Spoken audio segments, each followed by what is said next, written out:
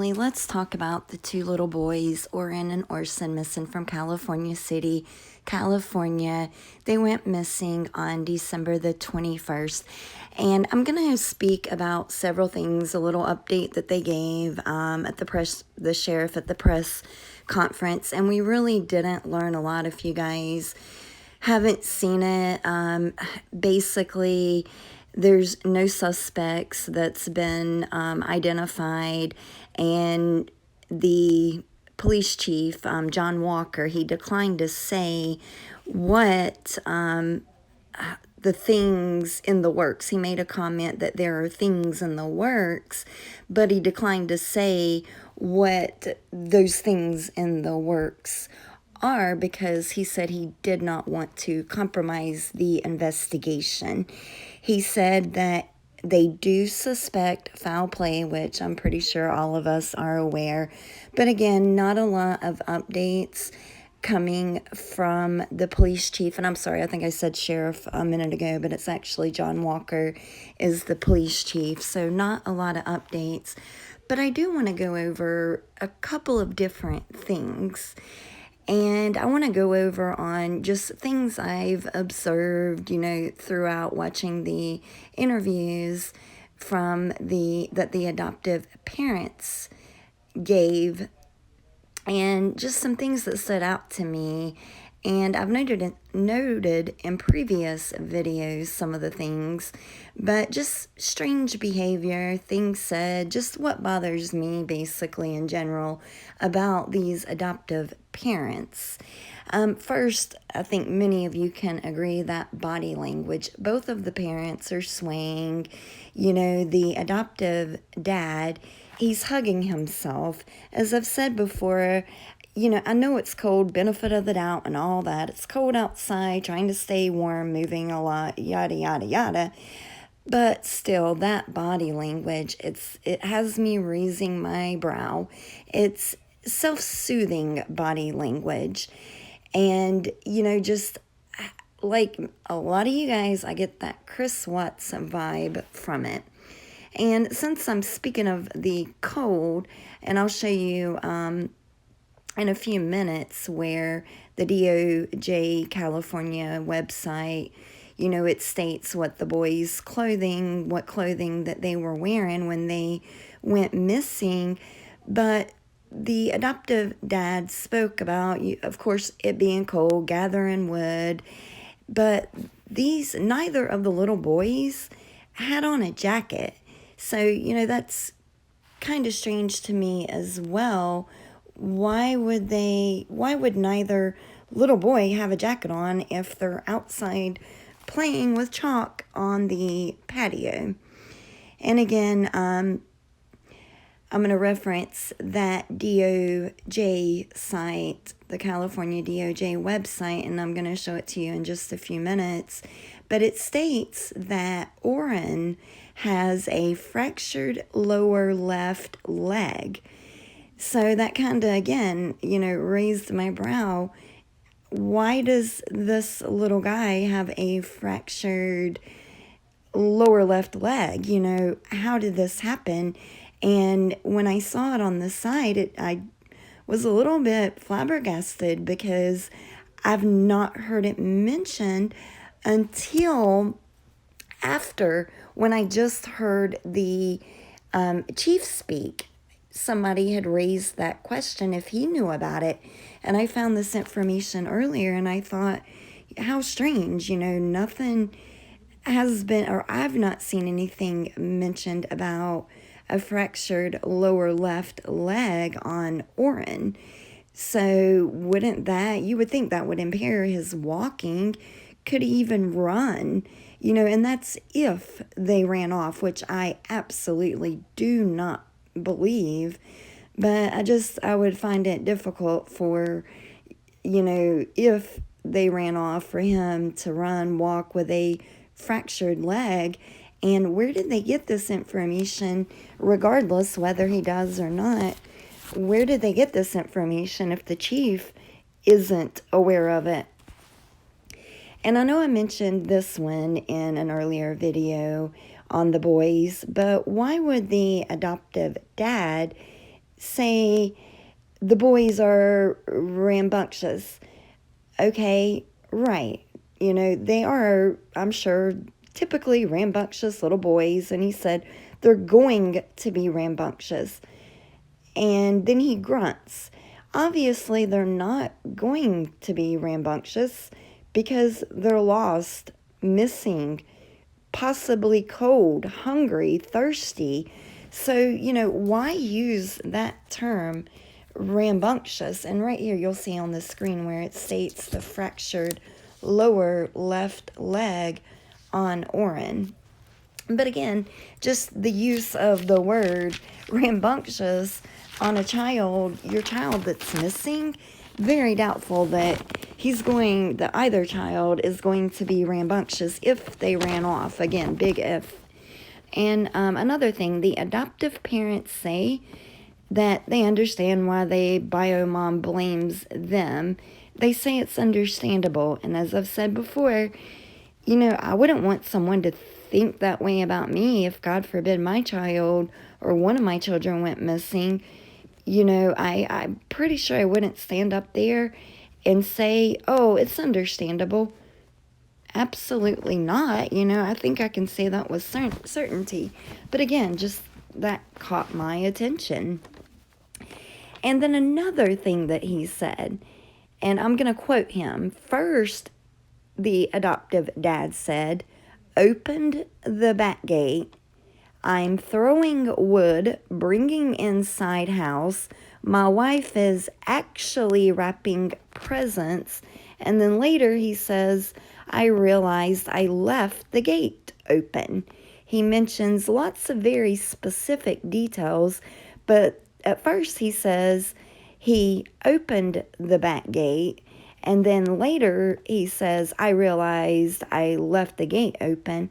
And, I guess it could play kind of hand in hand, but I just found it also the word my wife is, quote, actually wrapping presents, or was actually wrapping presents. Just the use of actually in there, a bit strange to me. But he said the youngest two outside on the patio, not allowed on the dirt. So why even mention that the boys aren't allowed on the dirt? I mean, anyone know why that would be important, or why you think it would be important for him to let us know that these little boys were not allowed on the dirt? Next thing, adoptive dad said he searched the entire backyard, and as I showed you guys in a previous video, and you can see in the photos, it's a very small yard, not even a quarter of an acre. So basically you can look out and see the entire area, but yet he says he searched the entire backyard. And what's coming on the screen now is when they went to the house today, and I actually posted about it on my community wall if you want to check that out. And then I put a link there if it's still active. But they had a live from the news station, and you actually see some officers or law enforcement come out with big bags as well, and that is from today. But let me get back to the odd things and the things that are raising my brow. There's the bags there on the screen. All right, I mentioned the patio and, or the dirt. All right, adoptive dad mentions he sent his youngest two out while adoptive mom was wrapping the gifts. But why did he say a younger two? Kind of, again, strange to me. He implied that the other kids were there by saying this, but from what I'm understanding now is they weren't, because he's saying that the other kids were at grandma's on vacation during the pandemic. Another strange thing, that they didn't go anywhere, rarely left the house because of the pandemic, but yet they're at grandma's on vacation. Sorry, I found that a bit strange, but again, why say he sent the two youngest out while adoptive mom was wrapping the gifts? Again, just kind of sits with me the wrong way. Why does that matter that he sent the youngest kids? We know who he's talking about, who he's referring to, the two missing boys. So why say the two younger kids? The adoptive parents said they wanted to help search, but police told them to stay inside so they could contact them. At this time, would they not have had their phones on them? So surely law enforcement could have called them. Another reason, I don't feel like they really wanted to search, or else they would have gotten out there and, hey, call me if you need me. I'll meet you at the house if I'm not there. Because again, I'm pretty sure they had their phones at this time. And then let's go back to the interview again. The adoptive dad says, we named them. Again, why does that matter? It's irrelevant.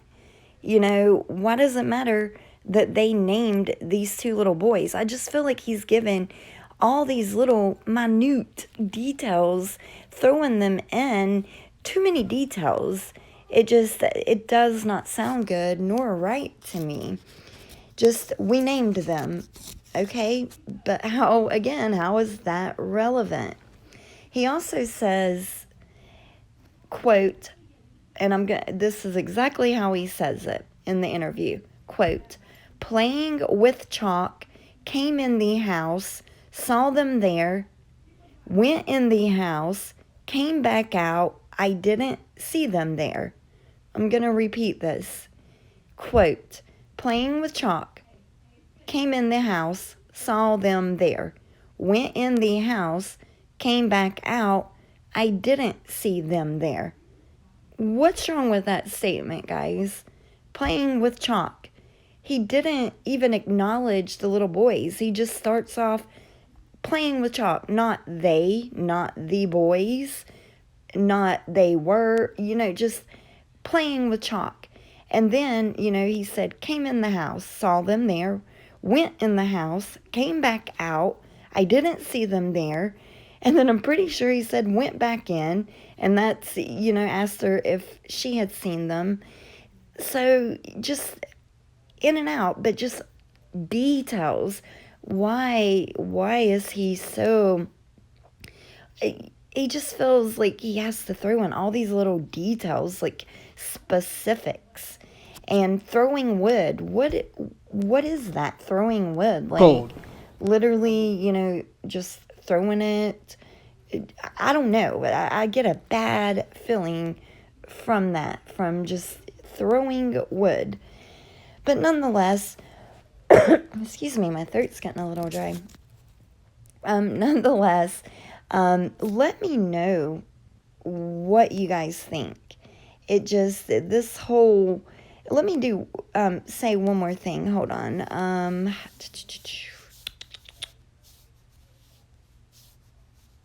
No, yeah, that was it. I was just kind of like, coming in the house, then back out, then back in, then back out. But anyway, let me know what you guys think, and I'm going to play a clip of what I just quoted you. But what's going on? Where are these two little boys? What is going on? But let me play a clip and... Cold. I was going to make a fire. There's a lot of wood in this area right here next to our house. I opened up the back gate. I'm throwing wood, bringing it inside the house.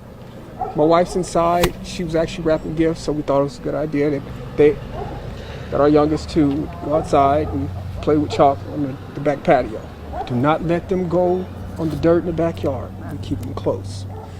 So I was playing with chalk, and I came in the house. I saw them there. I went in the house. I came back out. I didn't see them now. I immediately went back in, asked my wife, did you see the boys? She said no, they should be outside playing with chalk. See what I mean? Just, to me, that does not make sense. Just, starting the sentence, not they were playing with chalk. He went straight, playing with chalk, came in the house, saw them there, went in the house, came back out. I didn't see them there. So again, just word salad. I don't know what it is. He's just details. I just feel like he's throwing too many little details in. And you know what they say about that?